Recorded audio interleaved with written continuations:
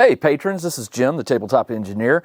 I have a new game I want to introduce to you. I have a lot of games I want to introduce to you. I'm not saying that I'll be playing them constantly, but I've got so many games that I either get sent or I find them at cons and they sort of get piling up. And so I'm going to try to start clearing that pile, sharing some of these with you, and maybe seeing if I discover one that I really like.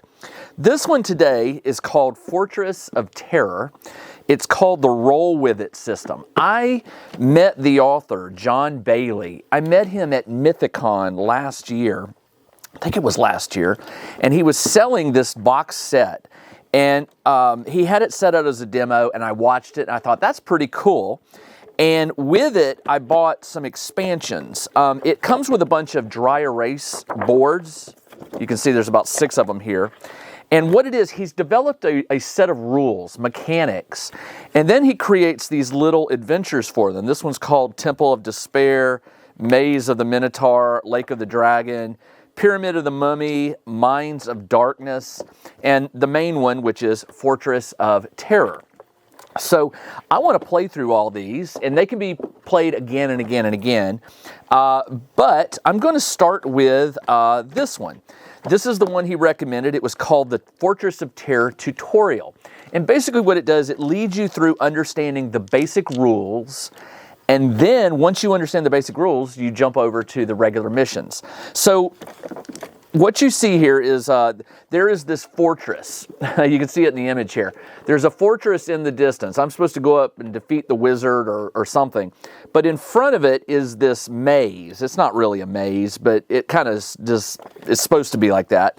I have to get through the maze to get to the fortress. And this is I got to give John credit. This is a pretty slick way to teach the game, is to have this introductory mission that teaches the basic core rules, and then once you make it through, you go on to the next one. So what it says you need, a 12-sided die, 4 6-sided, and 1 4-sided. So I've got a 4-sided, I've got a 12-sided, and I've got 4 6-sided. It says, so let's just go down the thing and let's play it. So it says, step 1, roll the D12. Now this is called the Doom die. So I rolled an 8. It says, place it with its facing result here. So it starts with an 8. Start on any of the feet spaces. So I will start here on the left.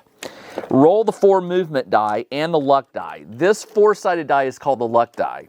Once per it says the die may be used to add or subtract from a single D6 once per round. All right, so let me roll it. So I have a 6, a 5, a 3, and a 2. Now when you roll these dice, you're only going to use 3 of them. These are your movement dice. And remember, one of them will be discarded. You get to decide. You see which ones they are. And remember, I rolled a 1 on the luck die, so I can add or subtract 1 from one of these. Now, you're going to be drawing a path. Think of this old game like Snake. You cannot cross back over your other path. The goal here is to collect a certain number of apples. It says, to reach the fortress, you must first reach the other side. Collect 3 food and escape. So I've got to get 3 apples, and then I get to escape. There's a big R here for a relic. Some of the other games have more than 1 R, but if I can cross my path over the R, I get the golden apple, which has some bonuses. You see the hedgerows? You cannot move through them. So you automatically stop at a hedgerow, but you have to move the full distance of the die. So if I'm starting here, maybe I want to move 1, 2, 3. I've got a 3. So it says choose 1 die and move in a single direction. You can only move north, east, south, or west, not diagonally. The luck die may be used to add or subtract from a single roll, but only once per round. You cannot perform a move into a bush or a space you've already moved into. So if I'm starting here, I want to get under this apple. So I'm gonna burn the 3 to move here. So I go 1, 2, 3. And then I'm going to try to collect this apple. So then I want to go north 3. I have a 2, which won't get me there. And a 6 and a 5 are too. I think you have to stop. I thought the rules said that you had to pick the exact movement. You cannot perform a move interrupted by, that's what it was. You cannot perform a move interrupted. So a 6 would be interrupted by this bush. So I can't use that. So I will use the 2 along with my 1 to make it 3.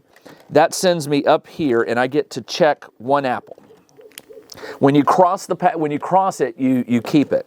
So now I have a 6 and a 5. Well, I'm in trouble because I can't move 6 or 5 to the right because there's a bush, and I can only move 4 this way. So it looks like these dice are going to get wasted. After completing your movement, repeat step 4 twice more. Discard the 1 remaining. You must use exactly 3 dice. Well, the problem is I can't. So I guess I have to take one of these back. Choose 1 die and move in a single direction. You must move. The die may only be used a single round. You must use exactly 3. Well, I can't move 5 and I can't move 6. So it looks like, I think what you're supposed to do is plan your move first before you do anything. All right, I got it. So I can't do that because that's interesting. So let's go 1, 2, 3, 4, 5, 6. There we go. I could do that one. So if I go 6, remember I'm starting here. If I go 6 to the east, 1, 2, 3, 4, 5, 6, that puts me here. I can go 3 to the north.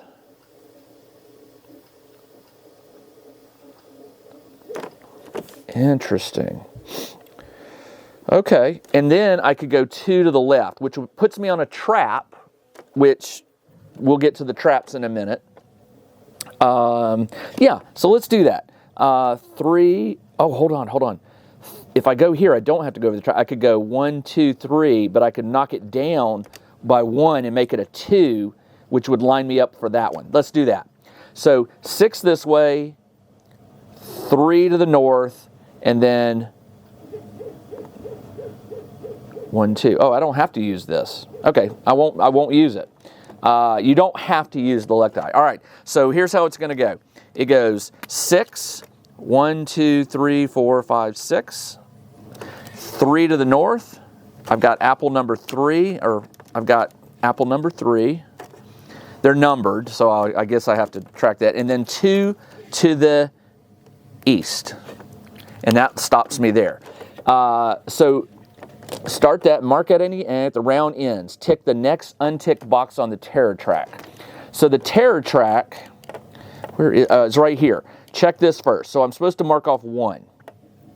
So I did that. What does the terror die do? If at any time you cannot make a legal move, or if you tick this on the terror track, you lose the game. Okay. So I'm glad I figured that out. So anytime you cannot make a move, or if you tick the skull, if I get to the skull, I lose the game. What does this die have to do? Roll the die and place it with the result face up. Mark out the number apple matching the number on. Okay. So apple number 8 is no longer available. So you exit out. That's how that is. All right. So I've got 1 apple. I've got 1, and I marked out the 8 because it matches this. All right. This apple can no longer be collected, nor can you enter that space. Rotate the die to the next highest number. So it goes to 9. I should have been watching that. So 8 is right. Where is 8? 9, 5, 7, 6, 10, 4, 2. Did I just collect 8? I collected 3. So where is apple number 8? Apple number 8 isn't on here. That's interesting. There is no apple number 8. So I guess that's luck for me. There's 1, 2, 3, 4, 5, 6, 7, 9, 10, 11, 12. There is no 8. Woohoo! All right, well, I guess that's a mistake of the game, or maybe that was intentional. I don't know. All right, so it says after you do that, the round ends, tick the next unticked. So now we go to turn number 2. Track and repeat steps 3 to 7 until you win or lose. All right, let's do it. Oh, and by the way, I have to go out one of these arrows. I have to escape out, and I don't have to do an exact move. If it takes me beyond the arrow, it's still a win.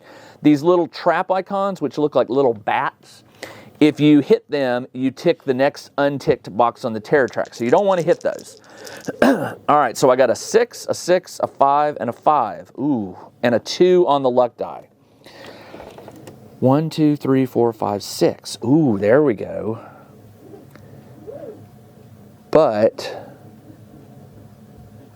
this is hard because 1, 2, 3, 4, 5. Okay, I could do a 5. 5 to the north.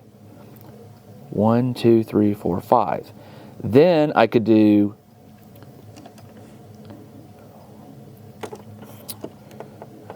so that puts me right. I'm just going to mark on here so I know where I'm going. 1, 2, 3, 4, 5. That puts me there.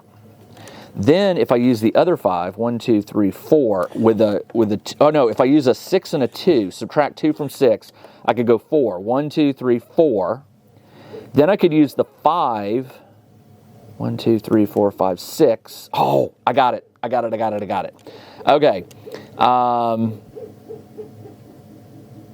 So I'll use the 5 to go this way, the 4 to go 1, 2, 3, 4, and I want to line up with the 11, which would be 1, 2, 3, 4, 5, 6. I want to use a 6. Got it. Okay. So 5, 1, 2, 3, 4, 5. I get apple number 12 for apple number 2. Then I use the 6 minus 2 to go 4 to the left. 1, 2, 3, 4. And then I'm going to use this 6 to go north. 1, 2, 3, 4, 5, 6. I went over a trap, which increases the terror track, but I also got my third apple. And I don't get, and remember, you only use 3 dice. You don't use all 4. And that is the end. So I marked out the apples matching the number, which is number 9. I just got number 9. So I don't have to worry about losing that. This goes up to 10. I collected it before the end of this round. 10 is this one, which I probably will not be going back for. I need to get 11. I've got to get 11 because it's going to be next. All right, so I rotated this up, and now I go to the next terror track, which is 4. And then we start all over. Roll them again. 6, 6, 2, 2, and the 4. The die may only use after a single minimum of 0, but only up to once per round. Do you have to subtract 4, or can you subtract 1, 2, 3, or 4? That is a question. The luck die. The luck die can mitigate your movement. Use it as optional, not considered.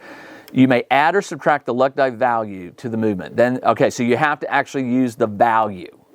You cannot, it has to be a 4 in this case. So look, I need to get to the 11, which is 1, 2, 3, 4, 5. Or I go 6 and 4 is 10. 1, 2, 3, 4, 5, 6, 7, 8, 9, 10. Done it. I got it. That will get me all the way underneath this arrow, and then I can use the 6 to go north. So 10 is 1, 2, 3, 4, 5, 6, 7, 8, 9, 10. And then I'll use another 6 to go north, and I'm out of the trays, and that's kind of cool. I really, I'm not a game creator, but I have to tell you, I love games that use weird little combinations of dice and strategy, because the dice is sort of a luck element. You roll the dice, you don't know what you're going to get. Now this luck die is an interesting twist, because knowing you could, that gives you a way out. You're not locked into the dice. You can change one of them. I also like this doom die that counts up, and it removes things, makes them harder for me to get. This terror track is your time limit, obviously. Now, once I reach the skull, the game's over. But it says if you want to play an easy game, it adds 2 more tracks to it. That is pretty slick.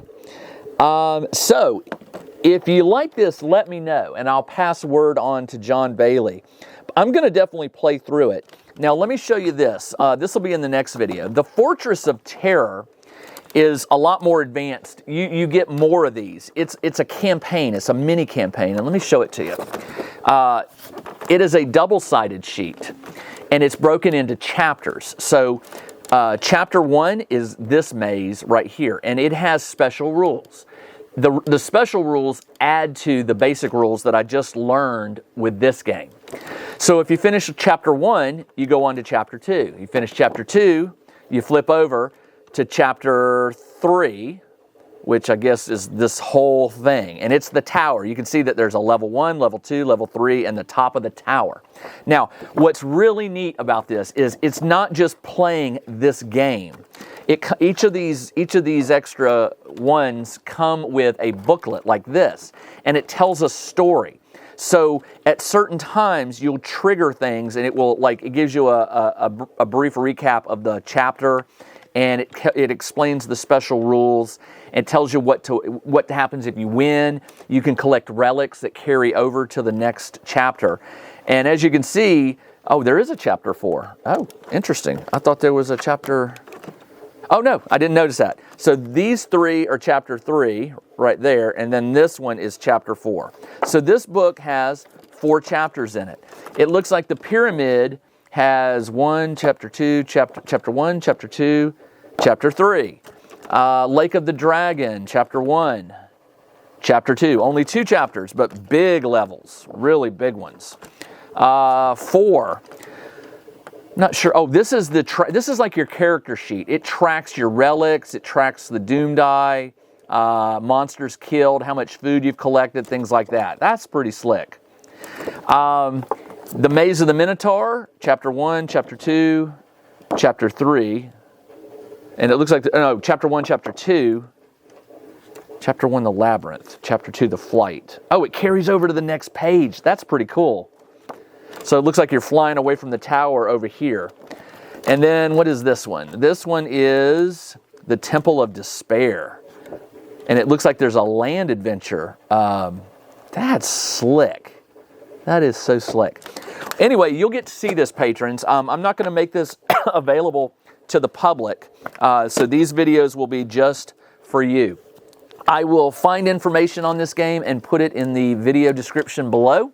So if you're interested, you could check it out. But definitely interested in your feedback. What do you think? Is it something you want to see more of? I'm going to definitely play the whole thing. But just curious to know what your thoughts are. All right, that's all I got. This is Jim, the Tabletop Engineer. Patrons, thank you for your support. My Patreon goes up and down as my job level, as my laser business peaks up and picks up. But I want to make sure you guys are getting your money's worth. So if you're having any questions about my Patreon, let me know. I also want your feedback. So I've definitely got more games to introduce to you. I have some more patron-only games that campaigns that I'm going to be firing up. So stay tuned. Tonight I've got the Paint a Mini session, or at least when I'm filming this video, I've got a Paint a Mini session tonight, which I hope you'll come join me. And that's about it. So I'll see you in the next video. Thank you, patrons. Take care. Check out the new RPG and Wargame newsletter. Each week, the Tabletop Engineer shares news, products, Kickstarters, and much more related to the gaming hobby. It's free to subscribe, so check out the link in the video description below to sign up.